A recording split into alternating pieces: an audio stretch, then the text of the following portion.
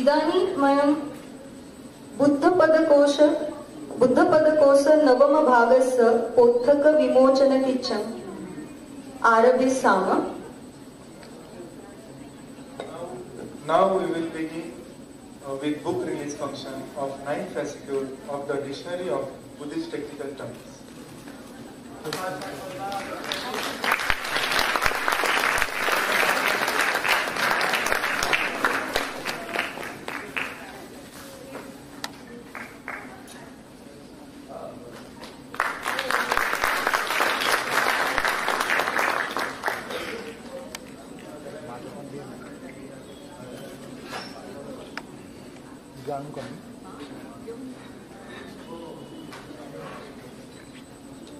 जय भीम. सर्व मानवांना अभिवादन. थोडक्यात बोलून सरांचं आपल्याला ऐकायचं आहे, तर मी दोनच याच्यात बोलून मी संपवणार आहे माझं मत. आपण जे आता 2 पुस्तकं दिलेली आहेत त्याच्यामध्ये एक धम्मपद आहे. हे धम्मपद पाली टू मराठीने ट्रान्सलेशन केलेलं आहे आणि आपल्या सर्वांना उपयोगी येईल असं एक धम्मपद हे एक पुस्तक आपण दिलेलं आहे. आणि दुसरं जे आहे ते बौद्ध संस्कार विधी. आपले सर्व विधी जे असतात बौद्ध धर्माचे हे पालीमध्ये आहे. तर ते पाली आपल्या फार कमी लोकांना समजतं, म्हणून आम्ही आमच्या वडिलांनी ते पाली टू मराठी असं बौद्ध संस्कार विधी हे पुस्तक तयार केलेलं आहे. त्या पुस्तकाची आता 10 आवृत्त्या आतापर्यंत मी आपल्या सारख्या सर्व लोकांना मी फ्री मध्ये दिलेली आहे. आणि आपल्या सुद्धा आता या कार्यक्रमासाठी दिलेत. त्याचबरोबर आता आणखी एक सम्यक सत्यार्थी हे एक आमच्या मधुश्री वाळ यांनी संपादित केलेलं आहे. तेही पुस्तक आपण या ठिकाणी देत आहोत. फक्त मी 2च वाक्यात असं सांगतो, आमच्या संस्थेच्या मार्फत गेली वर्षभर बाबा भारती जन्मशताब्दीला आम्ही विविध ठिकाणी महाराष्ट्रभर कार्यक्रम केले. त्या कार्यक्रमासाठी देवकर सर सुद्धा 1-2 कार्यक्रमाला आम्ही घेऊन गेलो होतो बाहेर. सबनीश सर तर आमच्याकडे प्रत्येक वर्षी म्हणजे वर्षभर आहेतच, प्रत्येक महिन्याला एक कार्यक्रम करतो. आता जन्मशताब्दीच्या कार्यक्रमानंतर आम्ही खरं तर आज 17 तारखेपासूनच कार्यक्रमाचे पुढील नियोजन केलेलं होतं की पाली दिनानिमित्त आपण वर्षभर गावोगावी जाऊन किंवा प्रत्येक शहरामध्ये ज्या सिनियर कॉलेजमध्ये जाऊन पाली परिसंवाद घेणं हे नियोजन केलेलं होतं. त्या पद्धतीने आम्ही 17च्या ऐवजी 13 तारखेपासूनच आम्ही सुरुवात केलेली आहे. 13 तारखेला आम्ही सातारमध्ये रयत शिक्षण संस्थेच्या महात्मा फुले महाविद्यालयामध्ये 13 तारखेलाच पाली डे आम्ही साजरा केला संस्थेच्या वतीने. आणि इथून पुढे प्रत्येक महिन्याला एक कार्यक्रम घेण्याचं आम्ही नियोजन केलेलं आहे. तेव्हा ज्या शक्य होईल त्यांनी आपल्या त्या परिसंवादामध्ये सहभागी व्हावं एवढीच मी अपेक्षा करतो आणि माझे 2 शब्द संपवतो. जय भीम. सरांचा अगदी थोडक्यात परिचय करून देते सर. अवघ्या 2 ते 3 मिनिटात मी नक्कीच संपेन. प्रागतिक भूमिका असलेले विचारवंत म्हणून ज्यांचा लौकिक आहे असे ख्यातनाम साहित्यिक डॉक्टर श्रीपाल मोहन सबनीस यांचा परिचय मी या ठिकाणी करून देत आहे.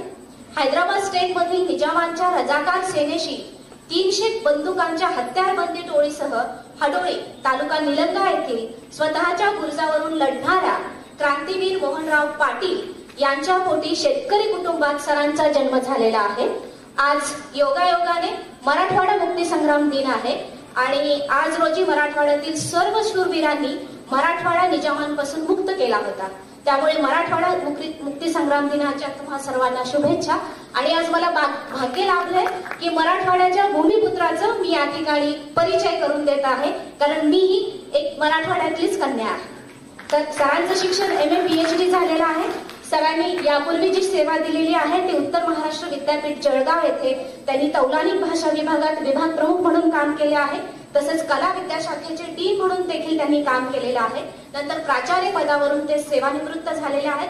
सरांची ग्रंथसंपदा फार मोठी आहे. एकूण 63 वैचारिक ग्रंथांचं सरांनी लेखन केलेलं आहे आणि त्यांच्या ग्रंथावर सुद्धा एकूण 6 वेगवेगळ्या लेखकांनी त्यांच्या वाङ्मयावर पुन्हा त्यांचे ग्रंथ संपादित केलेले आहेत. सरांना एकूण 28 वेगवेगळ्या पुरस्कारांनी सन्मानित केलेलं आहे. DD कोसंबी, पुन्हा प्रबोधन ठाकरे पुरस्कार इत्यादी. सरांनी एकूण 79 संमेलनामध्ये सन्माननीय स्थान भूषवले आहेत. त्यातील 17 संमेलनामध्ये ते अध्यक्ष म्हणून होते, तर उर्वरित संमेलनामध्ये त्यांनी उद्घाटक म्हणून कार्य केलेलं आहे. सरांच्या एकूण 2 एकांकिका एकूण 2 एकांकिका आहेत. त्यातली सत्यकथा 82 या एकांकिकेला त्यांना सुवर्ण पदक प्राप्त झालेलं आहे. तर त्यांच्या क्रांती या एकांकिकेला लेखनासाठी राज्यस्तरीय प्रथम पुरस्कार मिळालेला आहे. सरांनी एकूण 192 पुस्तकांना प्रस्तावना दिलेली आहे. तर विवा शिरवाडकर, यदी फडके, गंगाधर पानतावणे, न्यायाधीश चंद्रशेखर धर्माधिकारी, भाई वैद्य इत्यादी महाराष्ट्रातील अनेक साहित्यिक व वैचारिक लेखकांनी सरांच्या सखोल व्यासंगावर आधारित पुस्तकांचे वाचन व चिंतन करून आपले अभिप्राय पत्राद्वारे सरांकडे नोंदवलेले आहेत. सर, आपला परिचय मी खूपच आटोपत्या स्वरूपात दिलेला आहे, त्यामुळे मी आपली क्षमा मागते या ठिकाणी. आणि अशा या निर्भय व निपक्ष विचारवंताला ऐकण्यास या ठिकाणी सर्वच जण उत्सुक आहेत. नमो बुद्धाय, जय भीम, नमस्कार आणि जय भारत.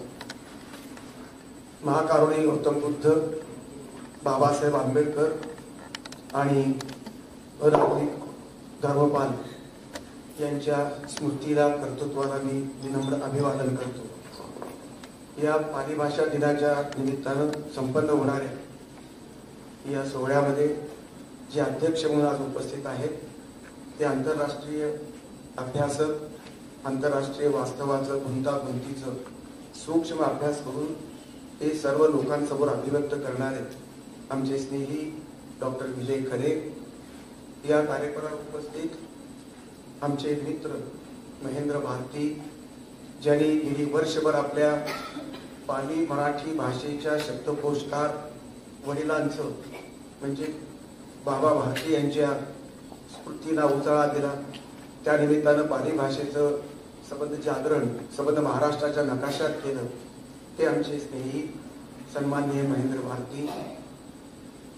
आत्ताच जे निघून गेलेले आहेत या विभागामध्ये ज्यांचं महत्वाचं योगदान आहे ते सन्माननीय माजी आमदार चाबुक सर, त्याचबरोबर या विभागाचे निष्ठावंत विभाग प्रमुख, पाली भाषेचे अभ्यासक, तिबेटी आणि संस्कृतचेही अभ्यासक आणि मुख्यतः नॉन बुद्धिस्ट असताना बुद्धिझमचं तादात्म्य पाहून त्यांचं तत्वज्ञान, त्यांची संबंध जाणीव जपणारे, पुजणारे अत्यंत निष्ठावंत अशा प्रकारचे विभाग प्रमुख संशोधक आमचे स्नेही डॉक्टर देवकर. या विभागातील सर्व पाली भाषेचे प्राध्यापक, अध्यापक, पाली भाषेचे PhD चे विद्यार्थी, सर्व विभागाचे, सर्व डिपार्टमेंटचे आणि सर्व कोशांचे, विविध शाखांचे विद्यार्थी या कार्यक्रमाला उपस्थित, साहित्य चळवळीतील एक प्रमुख अग्रणी अशा प्रकारचे पुरुषोत्तम सदाफुले मामा, पांडुरंग भोसले, त्याचबरोबर या कार्यक्रमाला उपस्थित मधुश्री ओव्हाताई आणि ज्या संबंध 2-3 दिवसापासूनचं रेकॉर्डिंग जे करणारे आहेत ते अत्यंत आंबेडकरनिष्ठ अशा प्रकारचे चळवळीशी एकनिष्ठा, त्याचबरोबर तत्वज्ञानाशी एकनिष्ठा बाळगणारे यशवंतराव गायकवाड आणि आपण सर्व मित्र बंधू, बौद्ध उपासक आणि उपासिका, बुद्धिस्ट आणि नॉन बुद्धिस्ट सर्व मित्र हो. मी प्रभावित आहे की या संबंध कार्यक्रमाची आखणी अंतचक्षुनी डोळ्यासमोर सगळं आकलन करून सगळ्यांचा आवाज, सगळ्यांच्या हालचाली, त्याचबरोबर त्यांची ज्ञानाची कपॅसिटी, कार्याची कृतिशीलतेची कपॅसिटी सर्व लक्षात घेऊन 200-250 विद्यार्थ्यांचं, आजी आणि माजी विद्यार्थ्यांचं संयोजन करून एक सुंदर अशा प्रकारची आखणी या पाली भाषा दिनाची करत असताना ज्या विभाग प्रमुखांनी हे संयोजन केलं, ज्या सूत्रसंचालकांनी आणि ज्या संबंध प्राध्यापकांनी त्यांना योगदान दिलं, त्या नियोजनाबद्दल मी तुम्हा सर्वांचं अभिनंदन करतो. मित्रहो, वेगवेगळ्या शाखांच्या वेगवेगळ्या विषयाच्या संदर्भामध्ये आपण जे पाली भाषेचं ज्ञान घेत आहात त्यांना विशिष्ट अशा प्रकारचे पुरस्कारही त्या ठिकाणी दिलेले आहेत. PhD चे विद्यार्थी, संशोधक विद्यार्थी, MA चे विद्यार्थी अशा सगळ्यांचा सन्मान करण्याचा हा योग त्या ठिकाणी आलेला आहे. ही अत्यंत आनंदाची बाब आहे. या ठिकाणी बाबासाहेब आंबेडकर ते आणि बुद्ध ते वामनदादा कर्डक व्हाया आपले अनागरिक धर्मपाल अशा प्रकारचं सुंदर गाणं कविता ज्यांनी ठेवली ती मी ऐकली. तुमच्या विद्यार्थ्यापैकीच कोणीतरी ठेवलं होतं. दुसरा एक विद्यार्थी आपल्या डिपार्टमेंटच्या संदर्भात, अभ्यासक्रमाच्या संदर्भात आणि प्राध्यापकांच्या संदर्भात नावामध्ये, कवितेमध्ये, गाण्यामध्ये गुंफण करून त्यांनी सुंदर अशा प्रकारची मांडणी केली. त्याचा आवाज काही तितका नव्हता, पण निष्ठा मात्र डिपार्टमेंटची जबरदस्त मांडणी केलेली आहे. आणि अशा विद्यार्थ्याचं सगळ्यात मी बाकीचे कार्यक्रम पाहिले नाही, पण अंदाज आला. पाली भाषेचं नाट्य असो, पाली भाषेची मांडणी असो, ती आपण अत्यंत सांस्कृतिक अंगाने सादर केलेली आहे. तुम्हा सर्वांचं अभिनंदन. धर्मपालांच्या संदर्भात अत्यंत मोजक्या शब्दामध्ये, 3-4 शब्दामध्ये आपल्याच येथील एका प्राध्यापकाने आपलं नाव काय, प्रतापच केला, पराक्रमच केला. तो खरं म्हणजे इतक्या कमी भाषेत धर्मपालाच्या विद्वत्तेचा, त्यांच्या कार्याचा, लंकेबद्दल आणि भारतातलं कार्य सांगणं ही साधी गोष्ट नाही. आणि म्हणून त्यांचाही मी शुभेच्छा देतो, त्यांचं अभिनंदन करतो. इतके अभ्यासू अशा प्रकारे अभ्यासाच्या बाबतीत तर पाली डिपार्टमेंट हे पुणे विद्यापीठाच्या कक्षेमधलं अत्यंत महत्वाचं आणि अत्यंत निर्णायक महत्वाचं असं मला डिपार्टमेंट वाटतं. त्याचं कारण ज्याचे डोळे 8वी 9वीतच गेले अशा एक प्रकारे आपला धर्म नसताना धर्माचे भिंती ओलांडून भारतीय जाती व्यवस्थेच्या संबंध उतरंडीच्या कालखंडामध्ये आपल्या आयुष्याची संबंध संशोधनात्मक वाटचाल, संबंध साहित्याची वाटचाल, अभ्यासाची वाटचाल करत असताना 3 भाषेतली PhD प्राप्त करणं हा जगातला मोठा चमत्कार वाटतो मला वाटतं. तिबेटी भाषा बरोबर आहे, तिबेटी, नंतर पाली आणि संस्कृत, बुद्ध संस्कृतीचा या ठिकाणी अभ्यास आपण करतात, त्या ठिकाणी सन्मान केलेला आहे. तिबेटी भाषेचा सन्मान केला, लंकेच्या भाषेचाही आपण सन्मान केला. व्हिएतनाम, ज्या ज्या ठिकाणी बुद्ध धर्म पोहोचला त्या सर्व देशातल्या भाषांचा अभ्यास आणि सन्मान आपण या ठिकाणी करू इच्छित आहात. पाली दिन असला तरी एका विद्वानाच्या नावावरती जन्मदिवशी हा पाली दिवस साजरा होतो आहे. त्या विद्वानांचं वैशिष्ट्य असं आहे की बुद्ध धर्मातले आणि पाली भाषेतले अत्यंत दिग्गज अशा प्रकारचे जागतिक कीर्तीचे विद्वान, भरत आनंद कौसल्यान असो किंवा आपले राहुल संप्रदायान असो, अशा अनेक विद्वानांना चालना देण्याचं काम, त्यांना प्रशिक्षित करण्याच्या दृष्टीने, त्यांना संबंध सवलत देण्याची सुविधा निर्माण करण्याचं काम या धर्मपालांनी केलेलं आहे. लंकेत जन्म, ख्रिश्चॅनिटीचा संबंध, आक्रमण आणि सांस्कृतिक अशा दृष्टी अत्यंत वर्चस्ववाद निर्माण झालेल्या कालखंडामध्ये बुद्धिझमचा पुनरुज्जीवन करणं, पुनर्सुधारणा करणं ही अत्यंत कठीण, प्रतिकूल अशा प्रकारची गोष्ट आहे. लंकेत जन्म आणि भारतात त्यांचा संबंध जन्मदिवस साजरा केला जातो आहे, ही अत्यंत महत्वाची बाब आहे.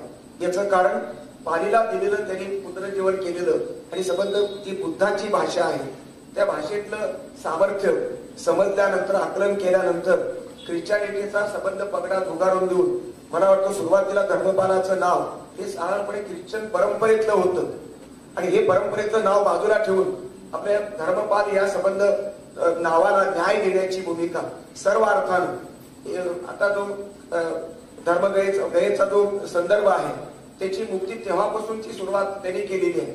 एवढंच नाही तर महाबोधी संस्थेची स्थापना सुद्धा भारतात त्यांनी केलेली आहे. शिकागोच्या धर्म परिषदेमध्ये विवेकानंदांचं नाव प्रचंड गाजलेलं आहे. विवेकानंद सुद्धा त्याच संबंध दौऱ्यामध्ये बुद्ध धर्मावरती सुद्धा व्याख्यानं दिलेली आहे. बुद्ध धर्माचं महत्व विवेकानंदांनी सुद्धा संत जगाला सांगितलं, पण ते बाजूला राहतं आणि बंधुनो आणि भगिनो या 2च गोष्टीवर संबंध टाळ्या पिटल्या जातात आणि धर्मपालाचं भूमिका, त्याचं योगदान, भारताच्या भूमीचा, बुद्धाचा सुगंध, तत्वज्ञानाचा सुगंध जगभर जो पोहोचवला, या धर्म परिषदेमध्ये ज्यांनी तो गाजवला, ते धर्मपाल उपेक्षित राहतात. ही या देशातल्या संबंध बहुसंख्याक धर्माच्या लोकांची ही जाणीवच कमी पडलेली, करंटी अशा प्रकारची भूमिका या ठिकाणी मला जाणवते. अशा धर्मपालाला आपण पाली भाषेच्या दिनाच्या निमित्तानं एक उजाळा देत आहात आणि हे कर्तृत्व धर्मपालाचं फार मोठं कर्तृत्व आहे.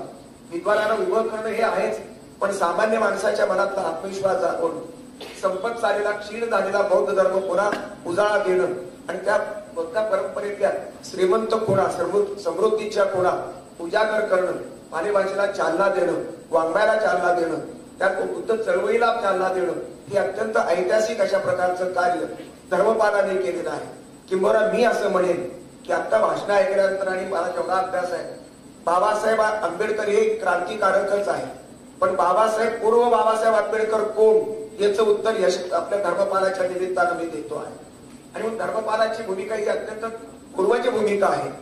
या पार्श्वभूमीवरती बाबासाहेबांचा विचार आपल्याकडे संविधानाच्या निमित्तानं आला आणि मग 24ला आपल्या भाजपच्या सरकारनं नरेंद्र मोदींनी एक पुण्यकर्म केले, चांगलं कर्म केले, मी वाईट म्हणणार नाही. त्यांनी मराठीला जसा अभिजात भाषेचा दर्जा दिला तरी पक्षपात न करता पाली भाषेलाही अशा प्रकारचा अभिजात भाषेचा दर्जा दिला. एवढं एकच काम नरेंद्र मोदींच्या चांगुलपणासाठी मी नक्की त्याचा गुणगान गायला तयार आहे, त्याच्याबद्दल त्याचं अभिनंदन करायला तयार आहे. या भाषेला आता अभिजात भाषेचा दर्जा मिळालेला आहे कारण ही भाषा बुद्धाच्या तत्वज्ञानाची भाषा आहे, सर्वसामान्यांची भाषा आहे, संस्कृती विद्वानांची भाषा आहे. ती मुठभर लोकांपुरती ब्राह्मणापुरती मर्यादित होती, तिचं सर्वत्रीकरण झालं नाही. परंतु बुद्धांनी सर्वसामान्य माणसाच्या भाषेत त्याला बोलायचंय, सामान्य माणसापर्यंत तत्वज्ञान पोहोचवायचंय. ते तत्वज्ञान अहिंसक आहे, मध्यममार्गी आहे, त्याचबरोबर सम्यक तत्वज्ञान आहे, सम्यक निर्वाण, सम्यक व्यायाम अशा प्रकारची सम्यक भाषा, सम्यक पंचशील अशा प्रकारची पंचशीलाची भाषा, अष्टांग मार्गाची भाषा, त्रिसरणाची भाषा ही बुद्धाला मांडायची होती. त्यासाठी योग्य अशा प्रकारची जनभाषा म्हणून पालीचा उपयोग बुद्धांनी केलेला आहे. बुद्ध परंपरेतले त्रिपिटक ही अत्यंत महत्वाचे निर्णायक आहेत. त्या बाबतीमध्ये खरंच मला असं वाटतं की डिपार्टमेंटचे एक ऐतिहासिक काम जगामध्ये मी असं कोणी पाहिलं नाही की 3 भाषेचा PhDचा माणूस इतक्या एकरूप होतो डिपार्टमेंटच्या. जवळजवळ 15-20 वर्षाच्या कालखंडामध्ये 01 कोणीतून जन्माला आलेलं हे संबंध पाली भाषेचं डिपार्टमेंट आज आता मोठ्या बिल्डिंग कडे प्रवास चालू आहे. आणि 1 वर्षात त्यांनी आता आपल्या चाबूकस्वार आमदारांनी आपल्याला आश्वासन दिलेलं आहे. सगळ्याच आमदाराचे शब्द खरे ठरत नसतात, पण हे आमदार प्रामाणिक आहे त्याची मला खात्री आहे. गौतम नाव आहे हे महत्वाचं आहे आणि म्हणून ते प्रामाणिक आहे, त्यांची निष्ठा प्रामाणिक आहे. जगामध्ये कोणताही आमदारानं पाली भाषेचा विचार केला नव्हता, पाली भाषेचा विद्यार्थी म्हणून तो जगला नाही. हा एकमेव विश्वातला आमदार मला चाबूकस्वार वाटतात की ते पाली भाषेचे पहिले विद्यार्थी आहेत. आणि ते म्हणले बाबा मला आमदारकीमुळे इकडे राजकारणामुळे मला इकडे वेळ देता येत नाही, तरीही ते वेळ देतात. जेवढं काम आमच्या डॉक्टर देवकरांनी केलं किंवा हे अकॅडमिक काम आहे, वेगवेगळे शब्दकोश तयार केलेले आहेत, वेगवेगळे अनुवादाचे प्रकल्प आपल्याकडे निर्माण झालेले आहेत. एक मोठं काम या संबंध 15-20 वर्षाच्या कालखंडामध्ये आपण डिपार्टमेंटमध्ये केलेलं आहे. प्राध्यापक तर आपले ज्ञानवंत आहेतच, पण विद्यार्थी सुद्धा ज्ञानवंत आहेत. आणि म्हणून याचं कारण पालीला भवितव्य फारसं नाही. खरं तर नोकऱ्या मिळत नाही फारशा, पण आता नोकऱ्या सुद्धा मिळत आहेत. कारण जवळजवळ 1/3 जग बुद्धिस्ट आहे. व्हिएतनाममध्ये पाली आहे, बुद्धिझम आहे, नेपाळमध्ये बुद्धिझम आहे, तुमच्या जपानमध्ये बुद्धिझम आहे, चीनमध्ये बुद्धिझम आहे, लंकेमध्ये बुद्धिझम आहे. लंकेचं आंतरराष्ट्रीय योगदान पाली भाषेतलं आणि बुद्धिझम मधलं भारताच्या बरोबरीने किंवा भारतामध्ये ज्यावेळेस शीख धर्म झाला बुद्ध धर्म, त्या काळामध्ये लंकेतल्या संबंध परंपरेनं हा बुद्धाचा विचार उचलून धरलेला आहे, तो जगात पोहोचवलेला आहे. आणि मोठी मोठी माणसं मंडळी ही संबंध मला धर्मानंद कोसिंबीचा मला पुरस्कार मिळाला हे माझं भाग्य मी समजतो. मॅगझिन गॉडकीचा मिळाला, बाबासाहेब आंबेडकरांचा मिळाला, महात्मा फुल्यांचा मिळाला, पण मला जास्तीत जास्त भावतो तो धर्मानंद कोसिंबी यांचा, तो विद्वत्तेचा पुरस्कार आहे. बाकीचे विद्वान आहेतच, पण निखळ बुद्धिस्ट अशा प्रकारचे विद्वान जे आहेत ते भरत आनंद कौशल्य आहेत. मी तुमचं कौतुक करत होतो, तुम्ही हजर नव्हते. पुढल्या वर्षी आपण बिल्डिंग जरूर बांधा, एवढा अशा प्रकारचा याच्यापेक्षा 1.5 हॉल जरूर हे करा, त्या ठिकाणी पाली भाषेचा दिन साजरा करा. पण त्यावेळेला मी मात्र हजर पाहिजे, हा माझा हट्ट आहे.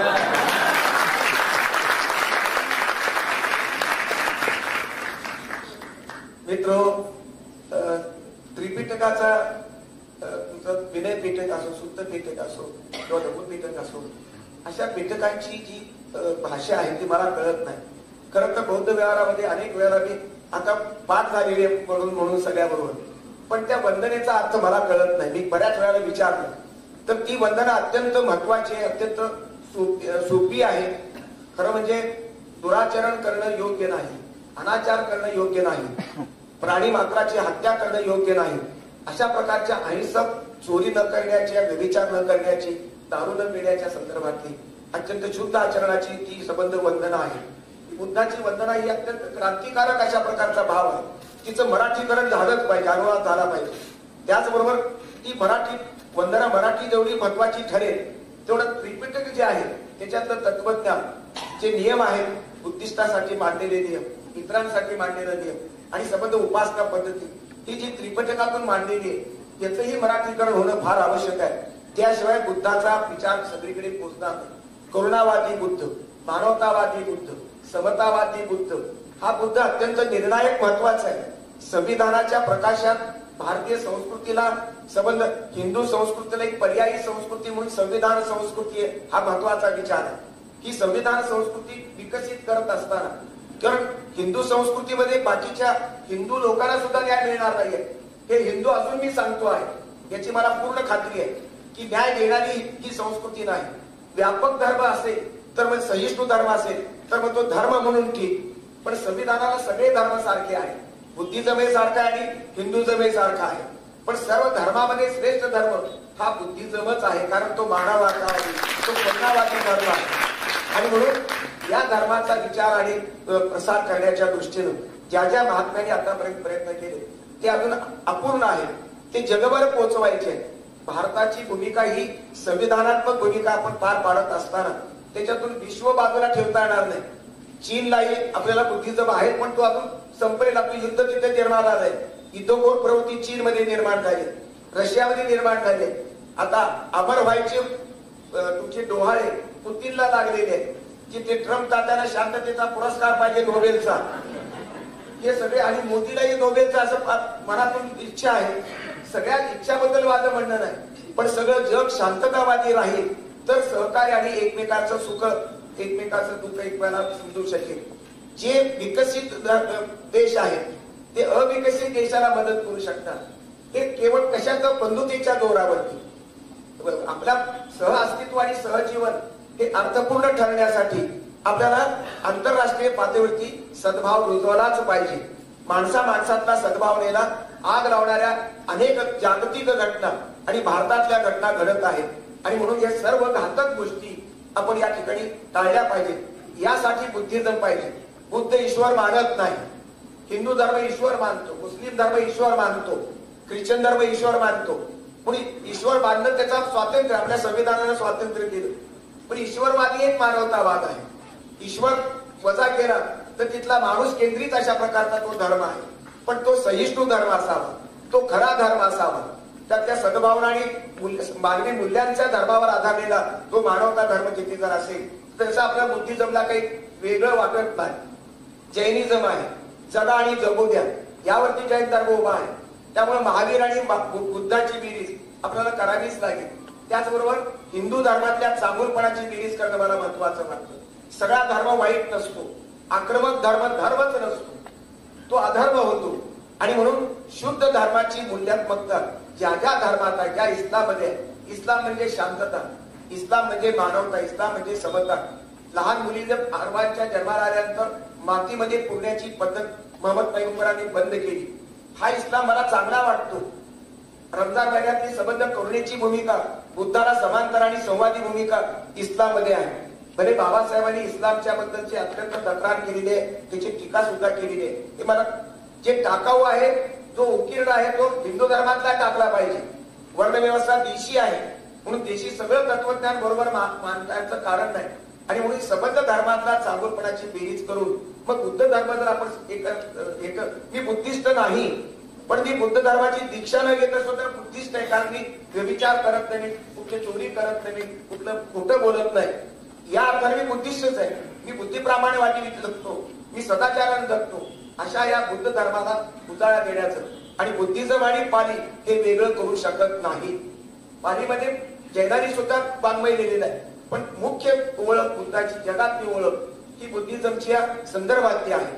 हा बुद्ध जर आपल्याला जगभर पोहोचवायचा असेल, विश्व कल्याण करायचं असेल, विश्व मानवता, विश्व संस्कृती आणि विश्व शांतता ही संबंध आपल्याला साध्य करायचे असेल तर विश्व संबंध विवेकवादी करावे लागेल, सत्याची निष्ठा पेरावी लागेल. आणि ती सत्यनिष्ठा बुद्ध परंपरेतून पेरली गेलेली आहे.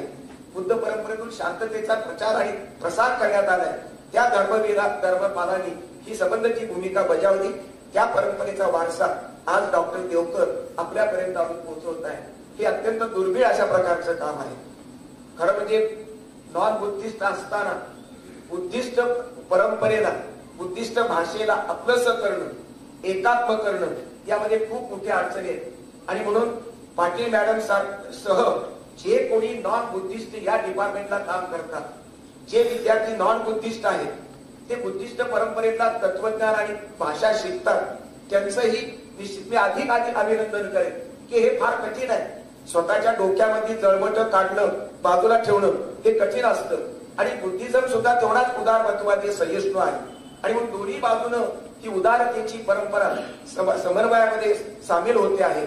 आणि म्हणून बुद्धिस्ट आणि नॉन बुद्धिस्ट असा फरक न करता मला कुठेही फरक या डिपार्टमेंटच्या ध्येयवादामध्ये, परंपरेमध्ये, व्यवहारामध्ये कुठेही दिसली नाही. आणि म्हणून या डिपार्टमेंटच्या विशेषतः डॉक्टर देवकरांचं मी हार्दिक अभिनंदन करतो, त्यांना वंदन करतो. मी असा गुरु इथल्या विद्यार्थ्याला मिळाला.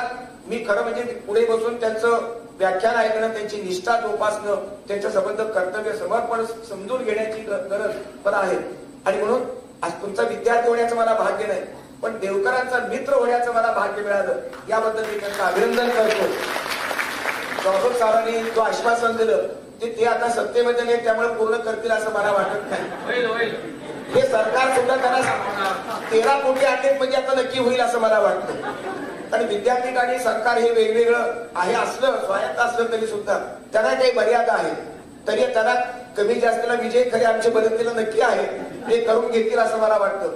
पण या एकच गोष्ट मला महत्वाची वाटते, त्रिपिटकाचं मराठी भाषांतर तुम्हाला हे गृहस्थ असेपर्यंत आणि हे डिपार्टमेंट चालू असेपर्यंत करणं मला अत्यंत महत्वाचं वाटतं.